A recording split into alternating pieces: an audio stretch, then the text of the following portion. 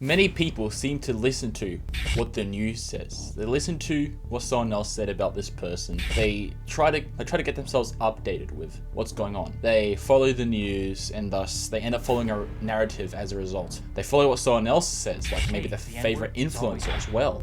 Without realizing how imperfect the influencer is, they follow what he says without trying to form their own opinions. This is the opposite of critical thinking. So many people do this. They watch the news, they maybe watch their favorite influencer, and maybe their favorite influencer will say something. They'll bring out a take, they'll bring out their opinions about someone. The biggest example would be, the funny bald head man, Andrew Tate, whatever. The biggest example would be when people spoke about him. Notice how these people, they followed what they said about him and they didn't really bring home like a formed opinion. They just kind of spewed out what he said, what they said about him, and they were like, oh, he's a misogynist. Always think of these really controversial figures and think of are they really analyzing him correctly? They're probably not, aren't they? This is something important to learn because even if they actually are a bad person, they were right all along. They're not really thinking for themselves. They're following what someone else said. So they end up not critically thinking at all. The people you listen to destroys your ability to think critically. And I want you to take everything I say with a grain of salt as well. I can be wrong sometimes as well. Watch my stuff and don't look at it like, I'm gonna follow everything that he says. Take it with a grain of salt, okay? And look, most of it is advice, okay, that I kind of applied to my own life. But sometimes that advice might not be applicable to you. Some advice doesn't work for some people, and that's okay. So why is no one thinking critically? Like I said, the reason why no one is thinking critically is a number of different things, okay? It's the narrative they're following. So how does this narrative end up being implanted into them? Of course, we can't blame the modern education system because the modern education system actually produce workers, not thinkers. They also push narratives onto you. But I think where this starts is that everyone's lazy, okay? And especially so with the TikTok revolution, how they scroll on their phone, they look at TikTok and it makes them lazy. So why would they want to get their information from anywhere else when they can just go to the news? So the news will warn them about something. They'll warn them about this one guy. Oh, be careful. He's dangerous. How so? How is he dangerous? Here's a bunch of labels. Here's a bunch of labels. And they pretty much use that as their main ammunition and fuel. And I'll provide some context, but it's not very good context. So this causes them to just absorb those garbage takes instead of wondering if they're right or wrong. If you find a major influencer being attacked by the media, go and find that influencer's actual values and see if you agree or disagree with them. They'll have a number of things, okay? What do you agree with that they say and what do you disagree with that they say?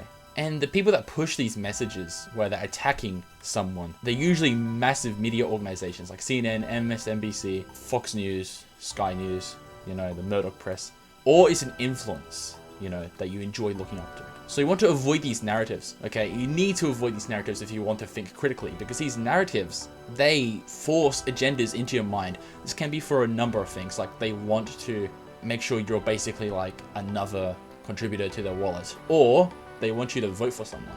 They want you to follow a societal agenda, and you shouldn't listen to that. Don't let them control your ability to think critically.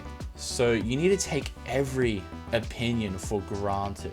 You need to start philosophizing more. Now let me explain how you can kind of avoid these narratives.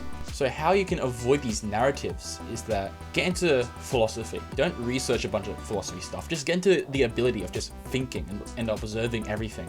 And this also increases your intelligence because you're pretty much looking at things and questioning it. And you're thinking and thinking. You get more interested into these topics and you start researching them. This increases your intelligence just because of that. It'll just make you more intrigued as a result to all these things. That's the best step you can take to thinking critically, because this will translate to these influencers, that these people that get insulted by these influencers or media. You'll want to look through their values and be like, okay, maybe I agree, maybe I disagree. It actually reflects onto your philosophies. So you're thinking for yourself and not on behalf of someone else. So here's a story time. This is an example. Okay, look, all of us actually weren't thinking critically. We're all following a narrative, but I think it's a good example of someone who doesn't actually follow a narrative. I remember in year 9. Now, here's the conflict. The 2020 election brought up. I'm not going to say who I supported or who they supported. but I supported one guy, they supported the other guy. And this entire class of people, you know, they're of course really loud about it. They'll basically override every single argument with shouting, noise, you know. They're not very good at arguing at all, they just suck. And the points they delivered, right? When we argued about this person, they're like, he's racist. And I was like, why? They showed one of his old policies that he never enacted in the first place that wasn't even a trace of racism anyway. Then I spat out some hardcore facts about deportation, and they started shouting without any evidence, like, oh, I sure you have. You know? And I think that's a good example of people who don't critically think. They follow what someone else says.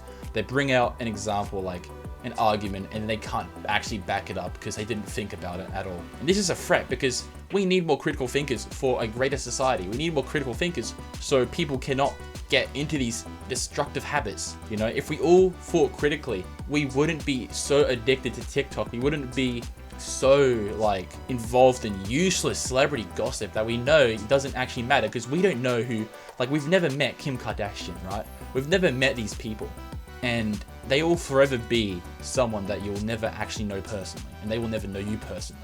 So how do you enable critical thinking? So just allow yourself to think in your own philosophies, like I said before. And if you want to agree or disagree with something, you have to come up with your own reason instead of listening to someone else. The best examples, like if you want to actually practice this, I highly recommend aiming for the people you either disagree with or those that are very controversial, okay? People like Andrew Tate and Donald Trump, you know? Go into their philosophies because they are usually the ones that get talked about the most by the media. So go to their philosophies, and because you already have a bias about them saying that they're bad, right? Because the media told you that. You know, it could be someone that the media praises and you can do that as well. But go into them and kind of think, like look at their values and ideas and see what you actually agree and disagree with. And then once you make your list, you know, like maybe I agree with his success mindset, how you can use this ability, this mindset to greatly adapt to your situations, or I disagree with his views on books and reading. Then once you make this list, you'll actually your opinion will change about this person. Before he was just a misogynist, but now you think, hang on a second, he's alright, I guess. Just alright, you know, it can be anything. Don't go to the polar opposite where you're like, oh, I love this guy. I absolutely love this guy, even though you don't really have a reason to. Just think critically.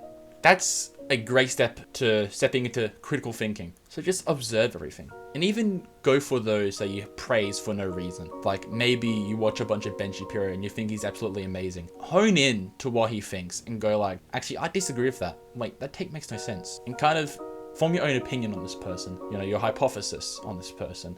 It's mainly about observing and thinking about things. That's what improves your skill of critical thinking. So here's an actionable step. Go find someone that intrigues you. Something or someone that intrigues you and observe it. Like clay or bricks, okay? Think about why it's there.